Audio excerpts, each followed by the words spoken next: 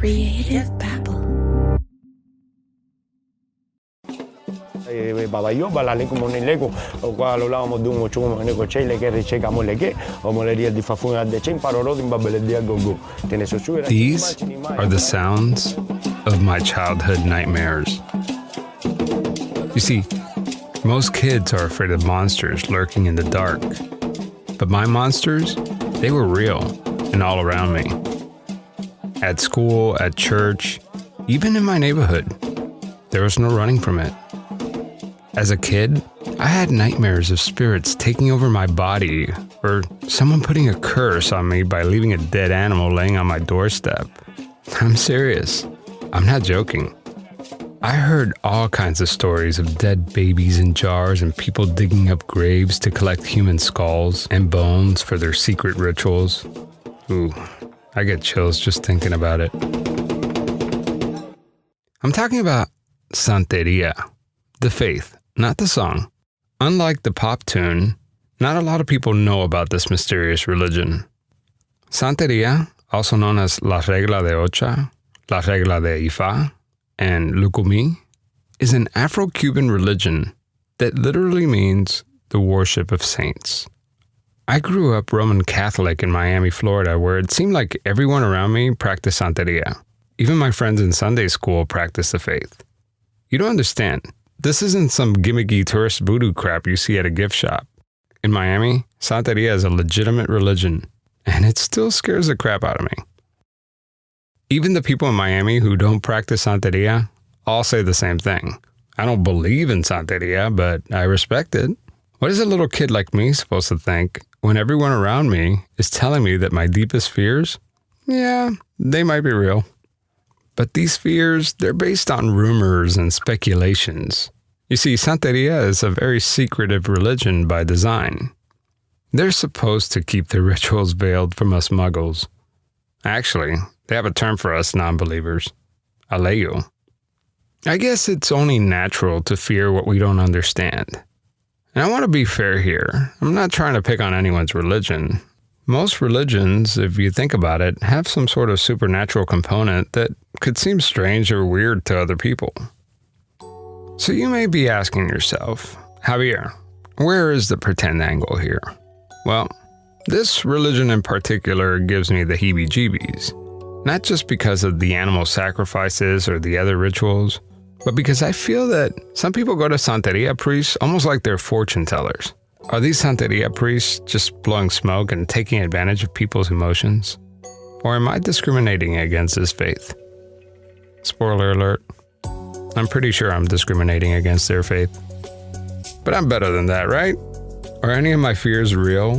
Or are they just based on urban legends? Well, there's only one way to find out. I need to travel back to my hometown of Miami, Florida, and embed myself in the Santeria community. Damn it, I'm scared. I'm Javier Leyva, and this is Pretend Radio. Stories about real people pretending to be someone else.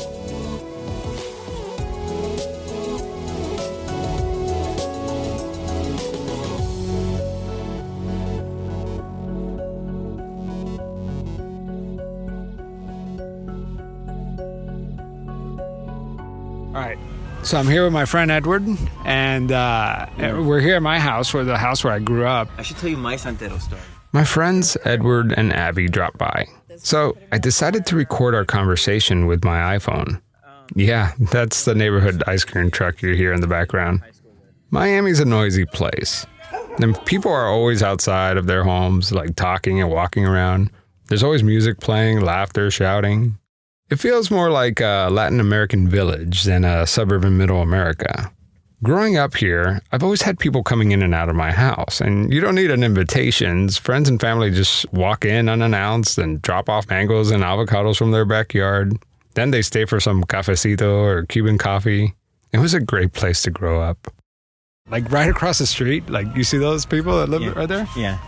They're Santeros. And like really? Yeah. Dude, I grew up with these people, and we've been friends forever, like childhood friends. And never have I asked them about their religion, because it's a pretty big house too. Like it's really like Well, but yeah, and so like growing up, like we've been friends with the kids in that house, but I've always like been freaked out about their religion. I've never asked them a thing about it. Yeah. But like, do you hear like congos and stuff at all? Like, I've never heard congos and stuff, but that's why I wanted to do the story, because I've been, like, what the fuck? Then Abby walks into the conversation. Abby, do you believe in Santeria? I actually do. Do you really? I know. Do you really? Well, no. Here's the thing. I have personally experienced some things. Abby was born and raised Jehovah's Witness. I came from a background that was very like religious and was like. Oh. But since then, she's left the church, and as far as I knew, she was not particularly religious. And I'm very like science-based now, but there are things that I just can't. I can't explain. I mean, it's just very odd. Like things. what happened? Because I'm actually shocked that. I know that me out of all people. When I was in high school, I was dating this girl. Yeah, like, but like the chicken 2 killer. dates. Yeah, I don't know. Yeah, the chicken. Okay, so I didn't know she was a santera, and one day she calls me and she's like starts speaking in tongue. oh, really? Like, No. yeah, she started. I about that. Oh yeah, she weird. started calling me like, rah, rah, rah, like all this stuff, and I'm like, I don't know. And this was before like caller ID and all that. So Right, yeah. so I hung up. I had no idea who that was, and so all of a sudden she calls back and she goes, "Hey, I'm sorry, but I was like possessed." No. Yeah. No. And dude, and I said, "What? You were possessed?" And she goes, "Yeah, I was possessed by a saint." And then she said that What was it? Chango or something? who knows? I just know about Chango. And then when I was like in elementary, there was like this kid.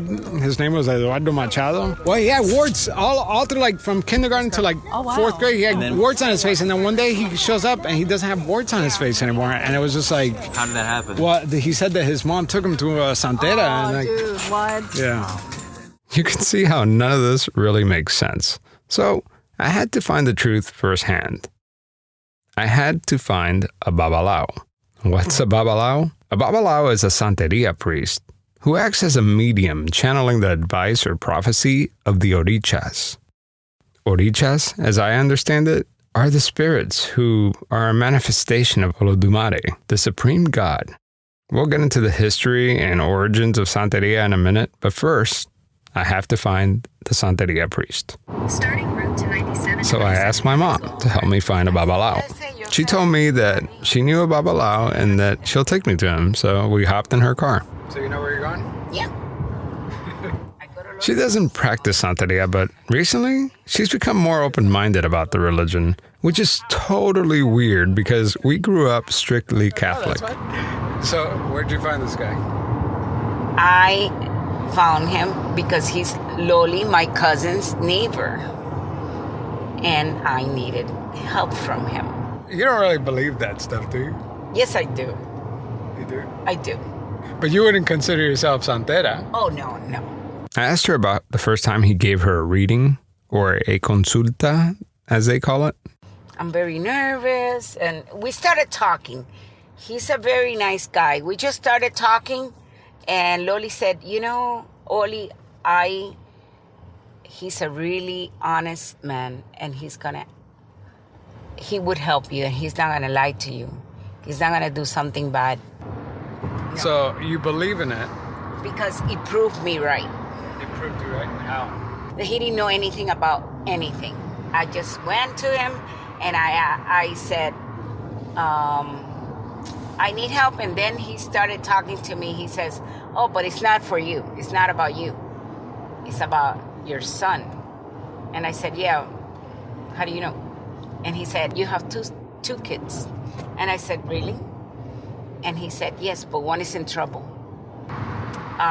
Because they were going to fire you. And I went to him. And he told me that you were leaving that job. And not to worry because you were going to go to a better place. And you were going to be in a better position. Because you had a start in your life. And he didn't know they were going to fire you. Okay. Let me explain. At the time, the company I was working for was having massive layoffs. And it was a scary time because every week there was another round of layoffs. And pretty soon, almost everyone around me was gone. Yeah, I was a little worried. But my mom, she was really worried. I mean, so worried that she went to go see a Babalawo about it. The Santeria priest reassured her and told her that the Orichas say that I was going to get another job. And I did. Wow. He had a 50-50 chance of getting that right. I'm still not convinced. You know, this stuff freaks me out, right? Yeah, I know. And I know you don't believe it.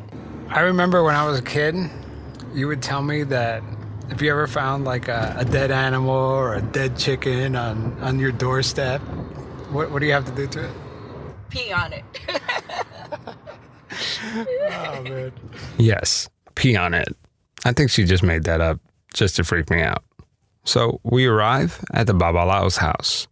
As a journalist, I've seen lots of things and been in very tense situations. So I'm used to running towards chaos, but this time, I was pretty nervous. The heck was I going to walk into? The Babalawo opens the door and greets us. His name is Fernando. Fernando II Ceballos Sierra. Ese es mi nombre, yo soy Babalawo. Fernando was much younger than I expected. He's probably in his mid-40s, but he could easily pass someone in his early 30s. He was thin, good-looking, very personable, and the kind of guy that once you get started, can't stop telling you stories. I immediately felt relaxed. I met his wife and his 9-year-old daughter. The little girl was making slime with her mom at the dinner table. Slime. That's exactly what my 9-year-old daughter would be doing right after school. What was I so afraid of? This family was normal. There was nothing unusual about them or their home, except for the room right across us. Sitting on the ground was an ancestral shrine for the dead. It contained food, drinks, candles, flowers, and other offerings. We stepped outside to talk. Fernando tells me that when the African slaves were brought to Cuba from colonial times, they weren't allowed to openly practice their African religion. So they had to disguise their beliefs. Esta religión siempre se sincretizó mucho, lo que era la religión católica con la religión yoruba, la religión africana. The slaves kept their religion alive by aligning or syncretizing the Orichas, the spirits, with the Catholic saints. Syncretism is the combining of different beliefs. So essentially, the Catholic Saint Barbara is actually the Oricha Chango.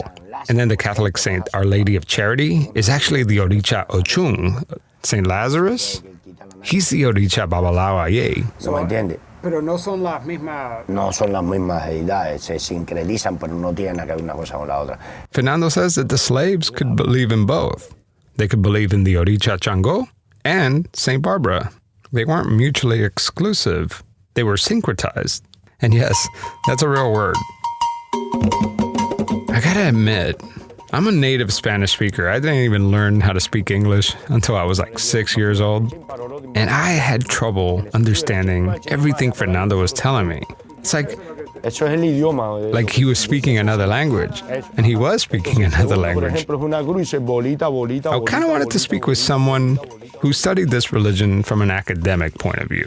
My name is Cynthia Duncan, and I am a professor of Latin American Studies with a specialization in Cuban and Caribbean culture.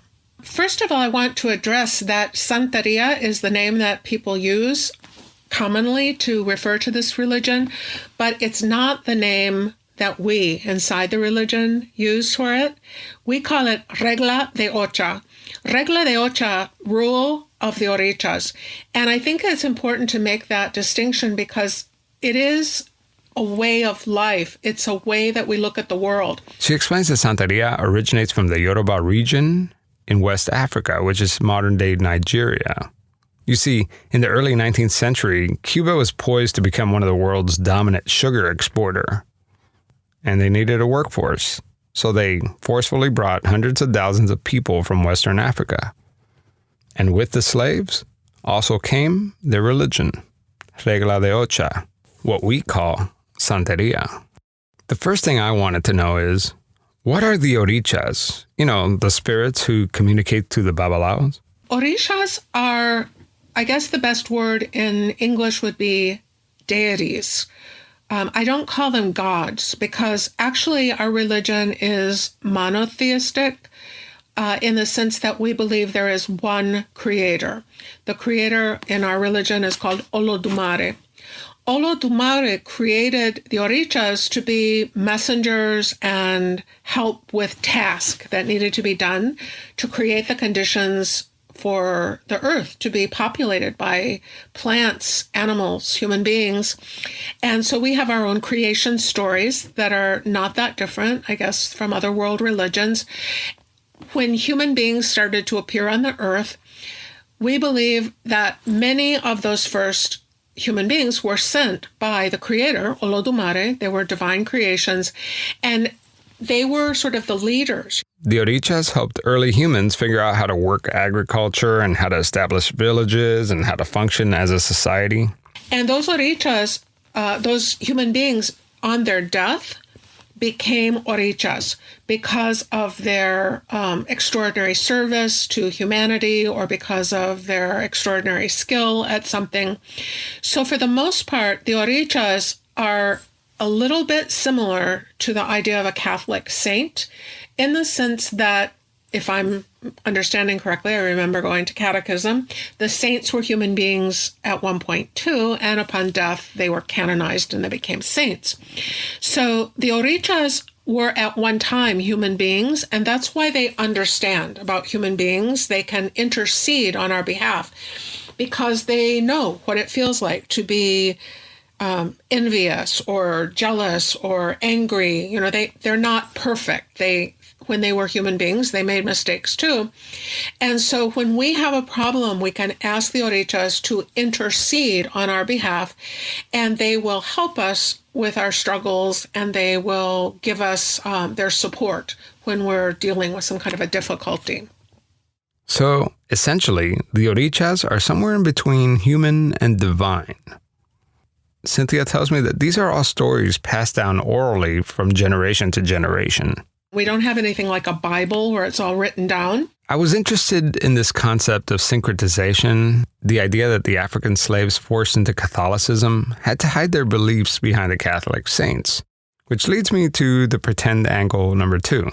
Did the slaves have to pretend to worship the Catholic saints in order to practice their religion? As you will soon learn, it's not that clear-cut.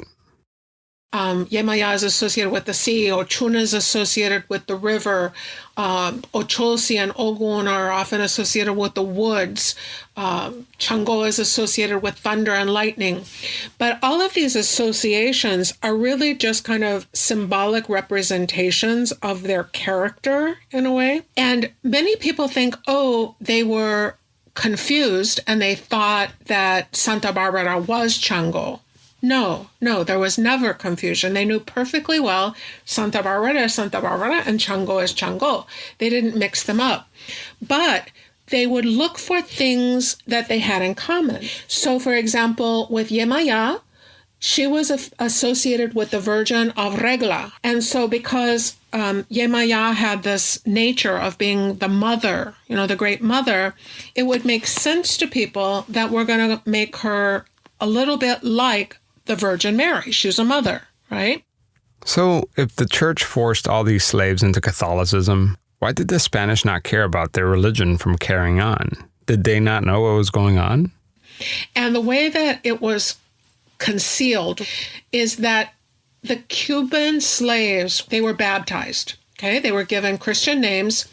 They were expected to pay what I would say lip service to the Catholic religion, but usually what that consisted of is maybe going to church once a year, and the rest of the time they did what they wanted. So as long as they weren't too obvious about what they were doing, and as long as they were not threatening in any way to upset the economic and social system of Cuba, they were given a fair amount of leeway about what they could do. She says the landowners typically lived in the city, so when the masters were away, the slaves were allowed to practice their drumming ceremonies and dances. They kind of wanted to stamp it out on the surface, but they didn't pay that much attention to it. There's something you don't know about Cynthia Duncan. She is not just a professor of Latin American studies. She also practices Santeria. I'll let her reintroduce herself. My name is Cynthia Duncan. In the Yoruba religion, I am Enyi Achoya. That's my religious name. I am a priestess of Ochun, I was initiated in Palmira, Cuba.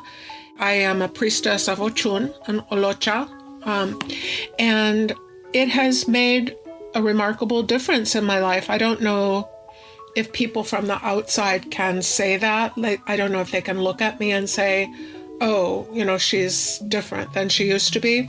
But I feel different. I feel better. I feel much calmer. I feel a lot more self-confident.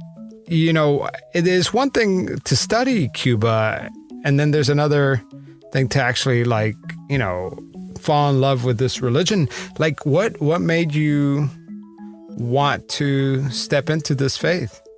Well, it was over a period of more than 20 years, so it wasn't like a sudden decision. But I think the thing that really was the most important for me was getting to know the people there as individuals and sort of becoming involved in their daily lives and seeing how they lived and who they were and what their values were.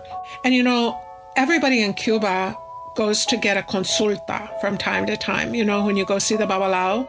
A consulta is a form of divination, or a session where the Babalawo communicates to the orichas through special items such as shells or beads to foretell the future.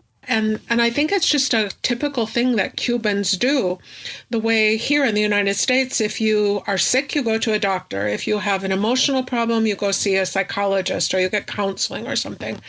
And in Cuba, there is a general belief that when you have a problem, you go to the Babalawo and you figure out what the problem is, and then you do something to fix it. And everybody I know, all the professors, at one time or another, were showing up to get a consulta, and they didn't talk a lot about it. So outside of the Sociedad de Cristo, I had no idea that these people were interested in the religion. And then I would be sitting there in the patio, spending the day talking to the family, and I would realize that very important people were coming here for consulta. So I started doing that like everybody else in Cuba, and I had some issues that, problems that were popping up, and I could see that it really made a difference. It's hard to explain, but when there's a ceremony where you receive what they call the warriors. The warriors are Elegua, Ogun, and Ochosi. And when I received these warriors, I was having some issues, and I remember thinking, okay, let's see if this makes any difference. And within 3 months, the situation reversed itself, and everything turned out really well. And it could just be a coincidence, but time after time, I saw that happening. And I think at some point you just decide that you have faith, that you believe. My mom has been, talking to this guy, and it seems it's hard to explain. And I got to admit, I am not a believer, but it seems very strange that these things that my mom is talking to this man about seem to be coming true. And I can't rationalize that. And my wife and I were even talking about this today over dinner, like this one woman that was bothering her. And all of a sudden, my mom has this conversation with this man, and she doesn't even talk to her anymore. Like, she just stopped talking to her. And like, we don't understand that. Is that too much to ask of a faith? That does Santeria offer that kind of what seems to be like magic in my eyes? I mean, well, it's magic in your eyes. In my eyes, it's how our religion works. So yes, what is happening, the thing that you have just described, has happened hundreds and hundreds of times to me and people I know. That is part of our religion. That it's a very complicated thing because there is no rational explanation for it. I can't just tell you it's magic. I don't believe it is magic. I believe that there is a metaphysical and theosophical explanation for it. Give us like an anecdotal, like about one of your first rituals, and what was that like? Well, I'm not going to give you any details of it because we don't do that, but I will tell you how I felt. One of the things that is, I think, fundamental here, and you had mentioned earlier about how you grew up having a certain amount of fear about this. And I can tell from your voice that you're a little bit uncomfortable with this idea of it's a mysterious thing and it's, like this kind of spooky stuff that happens behind the closed door, and I don't know what they're doing in there. I think that is a very natural response to anything that you don't understand. Some of the rituals, and I think that's where it becomes so mysterious for some people, especially if you're looking in from the outside. Yes, and the first thing I will tell you is they are mysterious on purpose because we function through initiation. And so we believe that until you have undergone that particular ceremony yourself, you don't need to know anything about it.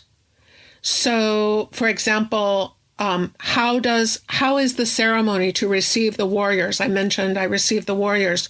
You haven't received your warriors, so I'm not going to tell you what's done. We don't tell people how we do the ceremonies until they have been through the ceremony themselves. And this is for a couple of reasons.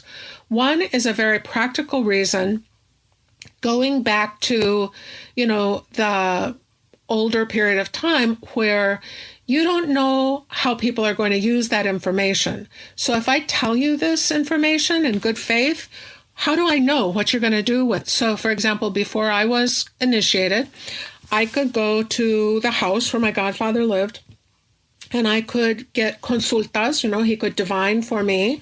I would be invited to some drumming ceremonies.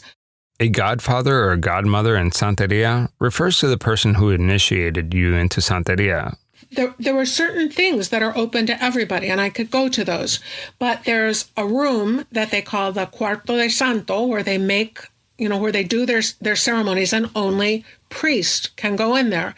If you're not initiated, you don't go in that room. And I understand what you're saying, but I'm just trying to think of another faith that conceals their methods. Can you think of another analogy that would help us understand why it's secretive? Well, I don't see it that way. I don't know if you were you raised a Catholic, for example? Yes. Uh-huh. Do you know everything that the priest does? How would the priest explain transubstantiation?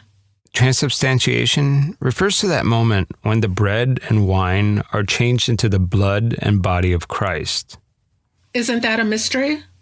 I would imagine that somebody that's not familiar with Santeria would probably say, oh, well, you're kind of like a fortune teller or somebody that you would see at the mall or something. I'm not a fortune teller because your destiny is not written in stone and you have a choice. So what I'm telling you is through the divination I've seen today, for example, a message may come out very strongly and it says, if you keep doing what you're doing right now, this problem is never going to go away. You have to change this, and this in order to correct the problem, right? So that's my advice to you. And you walk out the door and it's up to you. You can do what I said or you can ignore me. And that's why I've seen in this religion people with health problems and their health has vastly improved. That's the number one reason that people get initiated is for health reasons. It can also bring you a lot of peace of mind, tranquility. So you brought something up about most people come to the faith because of health issues, but do you ever, in your personal experience, have you ever offered anybody the cure for something? Would you promise? Oh, no. Okay. No. It's not that I'm going to cure you of something. But what it does is it's like taking vitamins or, supplements. It strengthens you and it puts you on the right path. So there are things that we can change ourselves. And one of the first pieces of advice, if anybody has a health issue and it comes out in divination, is go see a doctor, because we very much believe in Western medicine and go get this checked out and see what the doctor says. So we're not witch doctors that cure people of illnesses, but we strengthen the body and the mind through our religion and through faith and through modification of our own behavior so that we are living in a better way. So, in a way, they're not promising good health. They're just asking the orichas to remove any obstacles in their path. And the way they do this is by offering the orichas something. And in the end, if there is a problem we need to correct, we do ebo, which is an offering of some kind to remedy the situation. And that can be something very, very simple, like just give fresh water and coconut to el agua, or it can be something very complicated that could potentially involve the sacrifice of animals. That would be the last resort. So let's talk about that, actually. That seems like a good segue to that, because I think that's another one of those areas where, you know, people don't understand and it's complicated. So why do you sacrifice an animal? And like you said, that's the last resort. How do you get to that point? Whenever we are doing an initiation, for example, we do have to offer animals. We offer birds of different kinds, chickens, roosters, pigeons, and ducks sometimes, or guinea hen. And on rarer occasions, but still whenever we are doing a full initiation, four-footed animals like goats or sheep.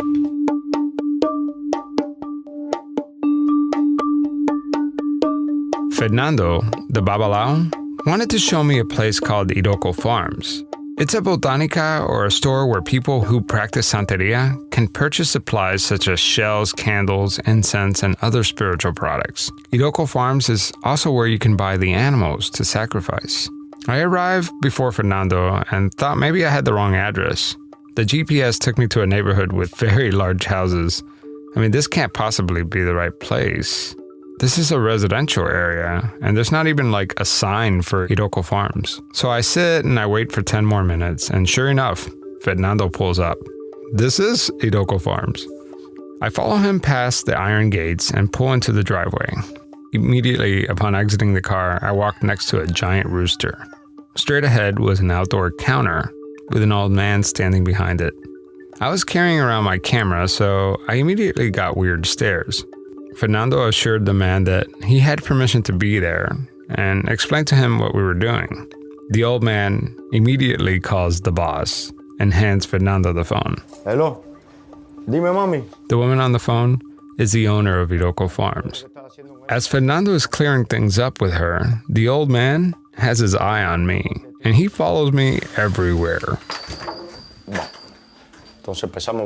We walk into the building and enter what looks like the main store. Fernando walks me through all the things you could buy here. He shows me the candles, the shells, the oils, the necklaces. As he's showing me around, he sparks a conversation with an older lady buying spiritual supplies. Bueno, ¿usted es santera? No. Ah, religiosa. Yo soy espiritual. Ah, espiritista. He asks her, "Do you practice Santeria?" And she said no, but she believes in spiritualism. He tells her he's a Babalawo. She immediately begins to tell him that her mother's in her late 90s and is very ill. They talk for quite some time. He gave her his number. She tells him that the saints must have put him in her path. We walk back outside to where they keep the animals. You gotta imagine, it's like a big petting zoo at a farm. There were ducks, doves, chickens, and goats. The cages were clean and they were spacious. He tells me that the animals here are cared for and treated well.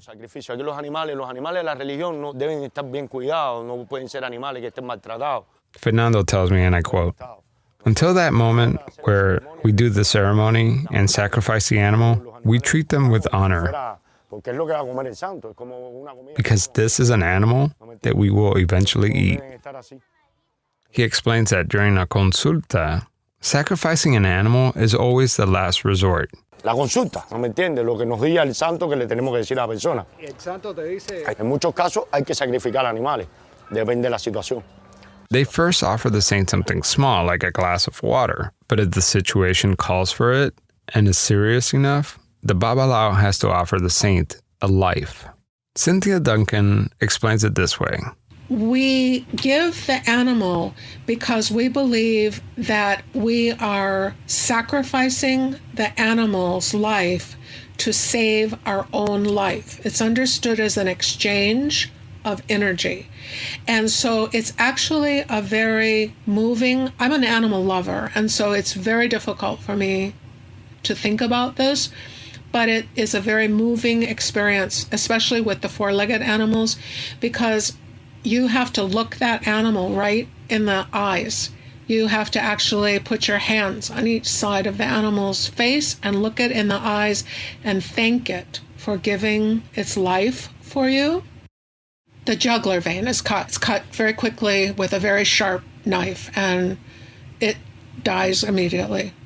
The animal is killed humanely, I believe more humanely than in commercial slaughterhouses, and the animal is eaten.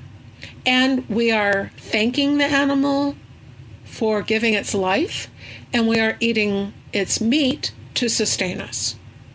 And so the point that is very important to stress is that unless you're a vegan, if you eat meat that you buy at the supermarket, it's pretty hypocritical to complain that we kill a chicken if you're eating chicken for dinner. Because where do you think that chicken came from, you know? So is it legal to sacrifice an animal in the United States? Well, in 1987, the city of Hialeah, Florida, passed a resolution criminalizing the sacrificing of animals for any type of ritual, regardless of whether or not the flesh or blood of the animal is consumed. The Church of Lukumi Babalawo sued the city, and the case went all the way to the Supreme Court.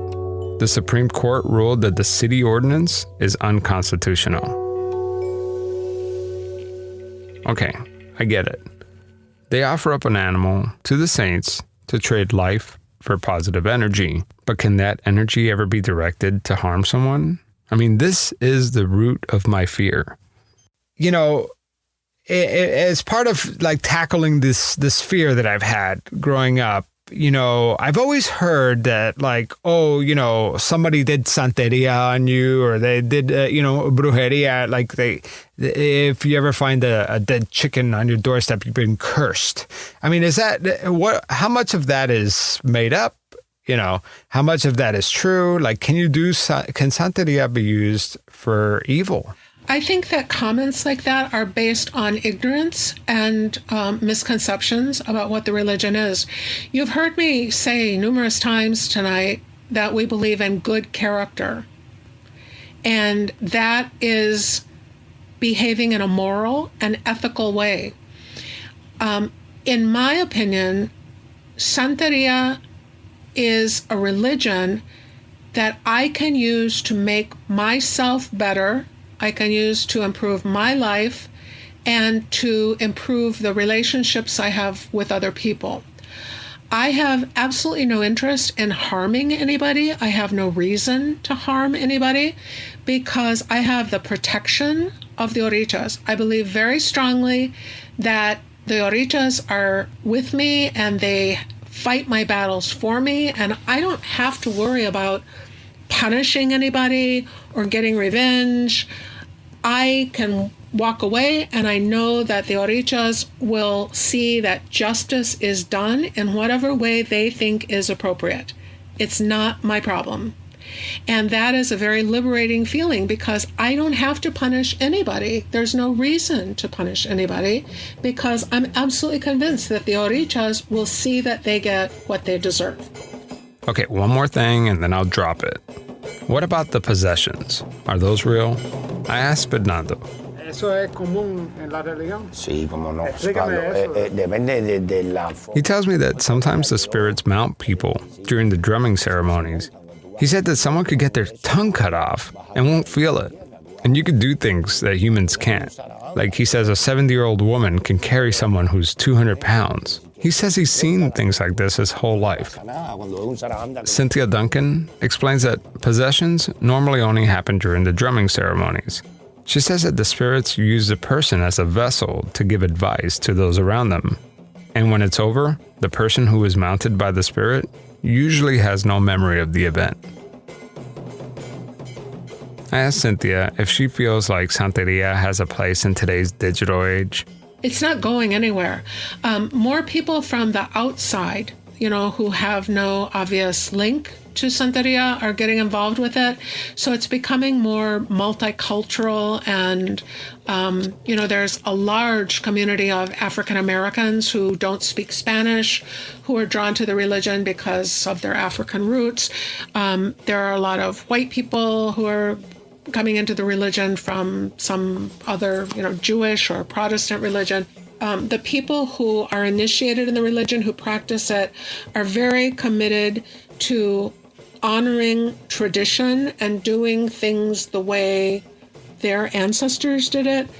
Okay, so I'm still not a believer, but I'm not that scared either. Spending a couple days with Fernando and chatting all night with Cynthia made me appreciate the religion a lot more. Fernando was quick to remind me. He said, your mother came to see me, and she told me that you were in trouble. And I don't know, I got a sign, and I knew there was something special about you, so I made you something beautiful, and I sent it with your mother. I still have that shell that he made me, and I keep it in my nightstand. He tells me he has faith because he's seen a lot of good come out of this religion. And while I find my mom's sudden interest in Santeria a little strange, I do feel like she finds comfort in it. Just recently, my mom lost a friend who was more like a mother to her. Her nickname was Mamita. I went ahead and went to him, and he told me that I was in mourning. That's the first thing he told me, that I was suffering. Okay. He said somebody you love died, and it was true. And he said, those people are your angels. And then I believed in what he said, because he didn't know that. He didn't know that at all.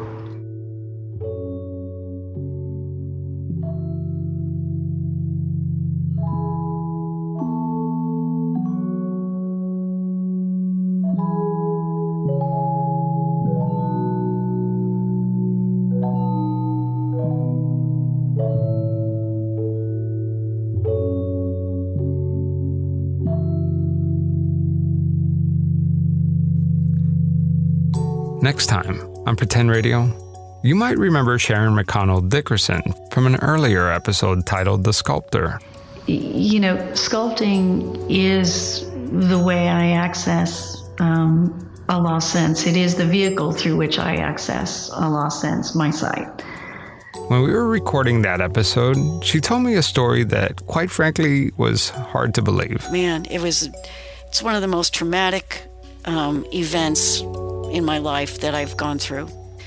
And months of worry and research and trying to connect and not being able to access the internet because I'm blind.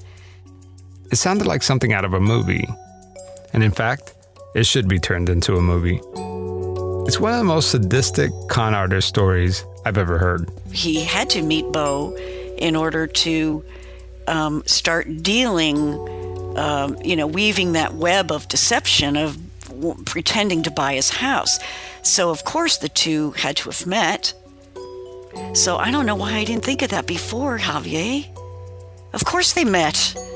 You just gave me an aha moment there.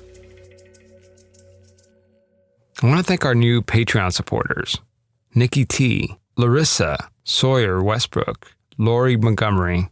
Thank you so much for supporting the show.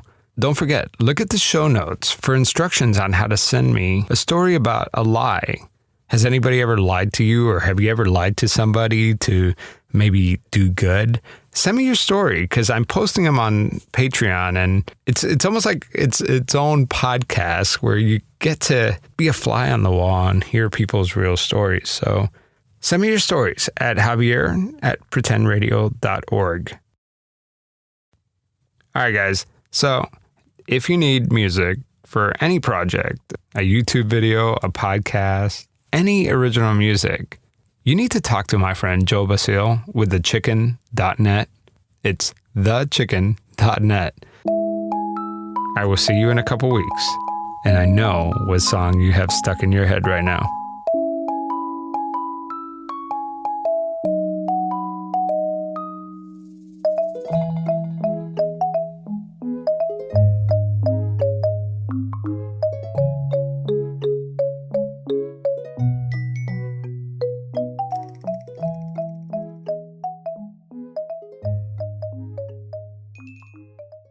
This was a very memorable, shocking, and bizarre crime that happened. Seems almost too bizarre to be true. Charged in a bizarre, accused of dressing up as a clown. The bizarre twist in this story. Got the break they needed in this bizarre case. The damage that this man has caused so far. We've never seen anything like this.